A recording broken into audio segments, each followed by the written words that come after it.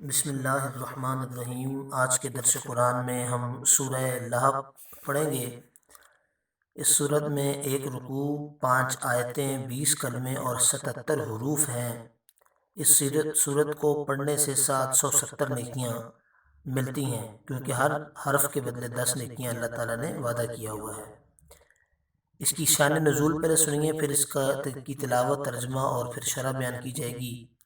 جب نبی کریم صلی اللہ علیہ وسلم نے کوہ صفا پر عرب کے لوگوں کو دعوت دی، ہر طرف سے لوگ آئے اور حضور نے ان سے اپنے صدق و امانت کی شہادتیں لینے کے بعد فرمایا، انی لکم نذیر بین یدی عذاب شدید، کہ میں تمہیں ڈرانے والا ہوں اس عذاب سے جو بڑا شدید ہے۔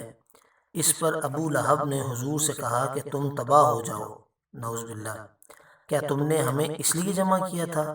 اس پر یہ سورت شریف نازل ہوئی اور اللہ تعالیٰ نے اپنے حبیب اکرم صلی اللہ تعالیٰ علیہ وسلم کی طرف سے جواب دیا۔ اب اس کی تلاوت، ترجمہ اور پھر شرح سنیے۔ بسم اللہ الرحمن الرحیم، اللہ کے نام سے شروع جو نہایت مہربان رحم والا ہے۔ تبت یدا ابی لہب و تب، تباہ ہو جائیں ابو لہب کے دونوں ہاتھ اور وہ تباہی ہو گیا۔ ما اغنا عنہ مالہ وما کسب، اسے کچھ کام نہ آیا اس کا مال اور نہ جو کمایا اس نے۔ سیصلی نارا ذات لہب، اب دھنستا ہے لپٹ مارتی آگ میں وہ۔ وامرأتہ، اور اس کی بیوی، حمالۃ الحطب، لکڑیوں کا گٹھا سر پر اٹھاتی، فی جیدہا، اس کے گلے میں، حبل من مسد، کھجور کی چھال کا رسہ۔ سامعین محترم، ابو لہب کا نام عبد العزیٰ ہے۔ یہ عبد المطلب کا بیٹا اور سید عالم صلی اللہ تعالیٰ علیہ وسلم کا سگا چچا تھا۔ بہت گورا خوبصورت آدمی تھا۔ اس کے گورے ہونے کی وجہ سے، اس کے شعلہ فروزاں ہونے کی وجہ سے اسے ابو لہب کہا جاتا ہے۔ لہب کہتے ہیں گورے چٹے کو۔ اس کے بعد یہ بھی یاد رہے کہ علاوہ ازیں اپنے انجام کے اعتبار سے بھی اسے جہنم کی آگ کا ایندھن بن کے سرخ ہونا ہے، اس لیے اس کو لہب کہا جاتا ہے۔ اس کی کنیت ابو لہب ہے اور اسی کنیت سے وہ مشہور تھا۔ دونوں ہاتھوں سے مراد اس کی ذات ہے، جیسے تبت یدا ابی لہب و تب کہا گیا۔ پھر تیسری اس کے بعد اگلی آیت میں کہا کہ ما اغنی عنہ مالہ وما کسب، اسے کچھ کام نہ آیا اس کا مال اور جو بھی اس کے پاس جو اس نے کمایا ہوا تھا، یعنی اس کی اولاد مروی ہے۔ کہ ابو لہب نے جب پہلی آیت سنی تو کہنے لگا جو کچھ میرے بھتیجے کہتے ہیں اگر سچ ہے تو میں اپنی جان کے لیے اپنے مال اور اولاد کو فدیہ کر دوں گا۔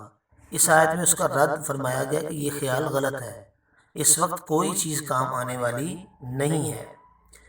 نبی کریم صلی اللہ علیہ وسلم نے اپنے رشتہ داروں اور عرب کے لوگوں کو انداز تبلیغ کرنے کے لیے صفا کی پہاڑی پر چڑھ کر یا صباح ہاہو کی آواز لگائی۔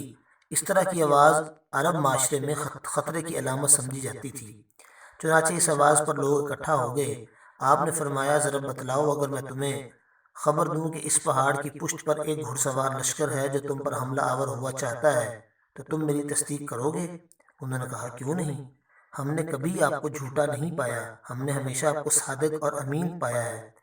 پھر آپ صلی اللہ علیہ وسلم نے فرمایا کہ پھر میں تمہیں ایک بڑے عذاب سے ڈرانے آیا ہوں اگر تم کفر و شرک میں مبتلا رہے۔ یہ سن کر ابو لہب نے کہا تبا لک، تیرے لیے ہلاکت ہو، کیا تو نے ہمیں اس لیے جمع کیا تھا؟ جس پر اللہ تعالیٰ نے سورہ لہب پوری نازل کر دی۔ اس کے بعد اس سے اگلی آیت جو ہے وہ بڑی اہم ہے اور غور طلب ہے، اور وہ یہ ہے کہ وامرأتہ حمالۃ الحطب، اور اس کی بیوی لکڑیوں کا گٹھا سر پر اٹھاتی تھی۔ ام جمیل بنت حرب بن امیہ، ابو سفیان کی بہن، جو رسول کریم صلی اللہ تعالیٰ علیہ وسلم سے نہایت دشمنی رکھتی تھی اور باوجود یہ کہ بہت دولت مند اور بڑے گھرانے کی تھی، لیکن سید عالم صلی اللہ علیہ وسلم کی دشمنی میں انتہا کو پہنچی تھی کہ خود اپنے سر پر کانٹوں کا گٹھا لا کر رسول اکرم صلی اللہ علیہ وسلم کے راستے میں ڈالتی تاکہ حضور کو اور حضور کے اصحاب کو تکلیف ہو، اور حضور کی اس تکلیف اس کو اتنی پیاری تھی کہ وہ اس کام میں کسی دوسرے سے مدد لینا بھی گوارا نہ کرتی تھی۔ جس سے کانٹوں کا گٹھا باندھتی تھی، ایک روز یہ بوجھ اٹھا کر لا رہی تھی کہ تھک کر آرام کرنے کے لیے ایک پتھر پر بیٹھ گئی۔ ایک فرشتے نے بحکم الہی اس کے پیچھے سے اس کے گٹھے کو کھینچا، وہ گرا اور رسی اس کے گلے میں پھانسی گئی اور اسے پھانسی لگ گئی اور وہ مر گئی۔ یدا ید ہاتھ کا تثنیہ ہے، مراد اس سے اس کا نفس ہے۔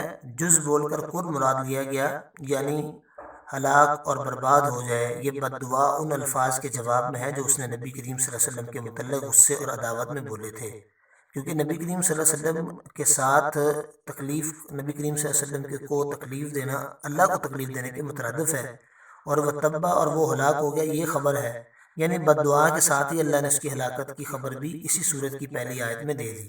چنانچہ جنگ بدر کے چند روز بعد یہ عدسیہ نامی بیماری میں مبتلا ہوا، جس میں طاعون کی طرح گلٹی سی نکلتی ہے، یعنی کینسر ہوتا ہے۔ اس میں اس کی موت واقع ہو گئی۔ 3 دن تک اس کی لاش یوں ہی پڑی رہی، حتیٰ کہ سخت بدبودار ہو گئی۔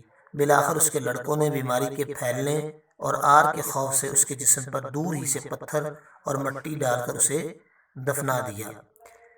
جہنم میں یہ اپنے خاوند کی آگ پر لکڑیاں لا لا کر ڈالے گی، یہ اس عورت کے لیے جو اس کی بیوی تھی، تاکہ آگ مزید بھڑکے۔ یہ اللہ کی طرف سے ہوگا، یعنی جس طرح یہ دنیا میں اپنے خاوند کی اس کے کفر و عناد میں مددگار تھی، آخرت میں بھی عذاب میں اس کی مددگار ہوگی۔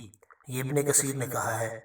بعض کہتے ہیں کہ وہ کانٹے دار جھاڑیاں ڈھونڈ ڈھونڈ کر لاتی اور نبی کریم صلی اللہ علیہ وسلم کے راستے میں لا کر بچھاتی تھی، اور جیدن مسدن مضبوط بٹی ہوئی رسی اور جیدن گردن کو کہتے ہیں، وہ مونج کی یا کھجور کی پوست کی ہوئی یا آہنی تاروں کی ہے۔ زیادہ صحیح بات یہ معلوم ہوتی ہے کہ جہنم میں اس کے گلے میں جو توق ہوگا وہ آہنی تاروں کا یعنی لوہے کی تاروں سے بٹا ہوا ہوگا۔ مسدن سے تشبیہ اس کی شدت اور مضبوطی کو واضح کرنے کے لیے دی گئی ہے۔